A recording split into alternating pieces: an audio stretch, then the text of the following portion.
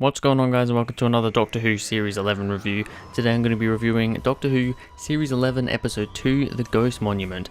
Yes, Episode 2 of Series 11 is here, and today we're going to be checking it out, so let's get into it. So we'll start off with the cast, starting off with Jodie Whittaker as the 13th Doctor. I said that she was pretty damn good, and I was really sold by her in The Woman Who Fell to Earth in Episode 1. I still go by that, and she's definitely very good in this story. I did also say that in Episode 1, she was very, very good. She was the Doctor, but she hadn't quite hit her peak yet, and I still think that's the case. I don't think she's quite hit her peak in this story yet. We kind of get to know a bit more of what sort of a doctor she is, what her doctor is going to be like. From what we can tell, she's kind of a very forgiveful and just a very pleasant doctor. She's always saying thank you. She's always being really nice and oh sorry and this and always forgiving people and just feeling bad for people. She's a very forgiving and emotional doctor in a lot of ways. So that's pretty nice. Definitely a big change from Peter Capaldi's Doctor. But I still don't think she's kind of hit her prime yet. I'm really looking forward to that. I hope that comes in the next episode or two, because even though I do think she's very, very good and she's definitely going to work very well as the Doctor, she still hasn't hit her prime yet. That's really the only way to word it. As for companions, Graham is still the standout companion in my opinion. He's very, very good. He's funny. But I love how he's kind of the comedic. He's the comedian out of the bunch. But the thing is, his jokes work. Nardole was a bit annoying in some places because he just felt like his jokes were just out of place all the time. Graham's jokes and one-liners, they work. They're put in really good points. They're kind of subtle most of the time, but they're still funny. And they're just not, they don't feel forced. His jokes don't feel forced, and it's just a pleasure having him there. He also does really well with the serious stuff as well. So yeah, Graham, definitely my favourite companion at the moment. Ryan was pretty good in this one as well. I said in the previous episode that I also did quite like him there. And I mean, he was once again very good here most of the time. However, there was one moment which I thought was a bit too silly, where he kind of run and gunned, when they were getting chased by the robots. He picked up a gun and he said, oh, it's like playing Call of Duty, I've been practicing. And he goes out, shoots the robots, but then they kind of come back, and then he runs off and screams back to the Doctor and all his friends. I thought that moment was just, one, really out of place. It just didn't feel like it belonged in that at that time. It didn't feel right for his character. It just didn't feel right at all, and seeing him screaming and running off just felt so stupid. So yeah, that was a bit disappointing. I didn't really like that scene. But then we have Yaz, who once again, sadly, like episode 1, she feels way too left out. She's just left in the back. There's so much of a focus on Graham and Ryan, and they are definitely the better companions at the moment, just because they're getting focused on so much more. Yaz is still just in the back, she's just kind of tagging along for the ride, and I mean, that's all cool and stuff, but we really want to know her character. It looks like, from what we can tell of the synopsis for episode 4, there will be some stuff with her family in episode 4, so I'm guessing that's when we're really going to dig into her and we're going to get to know Yaz. However, episode 4 is a bit late in a 10 episode series, we really want to get to know her sooner. These first 2 episodes, she's really just been sat in the back, so yeah, once again, not much to say about Yaz because she just doesn't really seem to do much. We've got a couple of side characters in this one, starting off with Angstrom. Susan Lynch plays that character. I thought she was pretty good. Not really too much to say, just side character. I thought she was pretty good.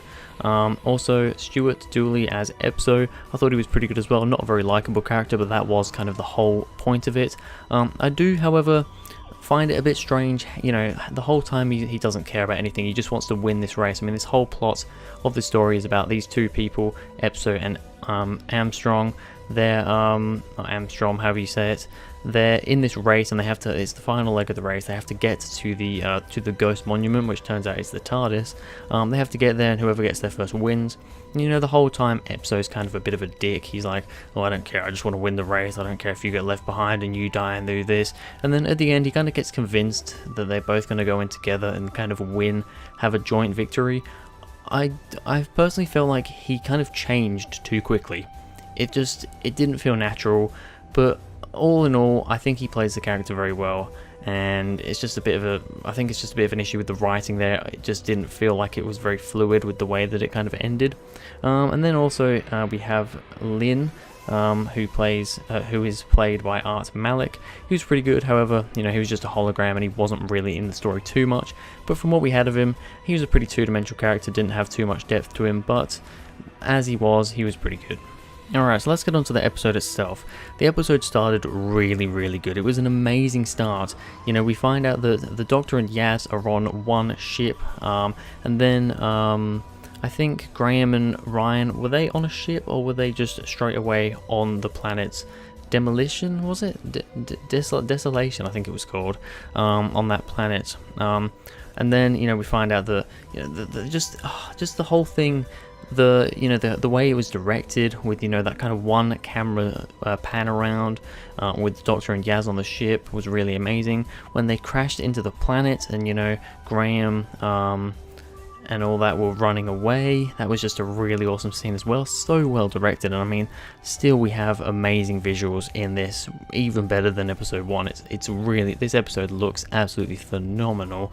I can't wait to see how other episodes look, because at the moment this is the best looking, I mean, it's going to be the best looking series of Doctor Who ever, no matter what. These first two episodes have proved that. But I mean, yeah, it's just such an awesome start, such an action-packed start, and then about 10 minutes in, after they crash into the planet and they're all reunited again, it absolutely slows down to a halt. It really slows down for the rest of the episode, really, until the end, where it picks up and it's like that. That was probably a really loud click, I'm sorry about that, but it's really slow for probably 25-30 minutes, and then the last few minutes, the last 10 or 15 minutes or however, it just goes so quick. It's like, okay, we're on the planet, we're trying to find out what's going on, there's a race happening, okay, let's go around here, let's do some walking, let's go on a boat, oh, we're getting shot at by these robots. By the way, the robots, kind of a bit of a boring villain, let's be honest, and their aim was absolutely awful. I'm pretty sure they were stormtroopers. Also really, you know, this is another episode where the villains weren't really that... It wasn't really much of a focus on the villains, it was more on the characters again, which I can understand for episode 1. For episode 2 I can understand it a little bit, but I would have liked a bit more of a threatening villain in this one. But we will get onto that in a second. But anyway, they get shot at and stuff, and then it's just all slowly happening, and then all this, and then, oh, we figured out we can defeat them. There we go, we've defeated them. And we found the TARDIS, and the episode ends. It just feels like it starts off really well at a really good pace, it then slows down to a halt, and then it finishes way too quickly. It's way too rushed at the end, so that is disappointing. So yeah, pacing, I'd say pacing is one of the biggest issues with this story. So while we were just talking about it, let's talk about the villains. First of all, we have kind of these robots. I can't exactly remember what they were called, but there were these robots, and they were okay, they were functional at what they were. They were really just robots.